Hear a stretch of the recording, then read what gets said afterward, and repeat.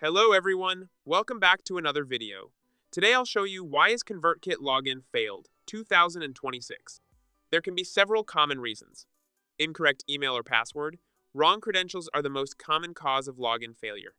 Forgotten or changed password.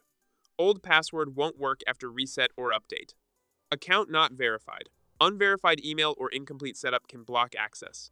Server or temporary issues. ConvertKit servers may be down or under maintenance. Browser or app issues. Outdated browser, app, bugs, or corrupted cache can interfere with login. Internet connection issues. Slow or unstable internet can prevent authentication. Security restrictions. Multiple failed attempts or suspicious activity may temporarily lock the account. Third-party login issues. Problems with Google Login or other authentication methods can cause failure.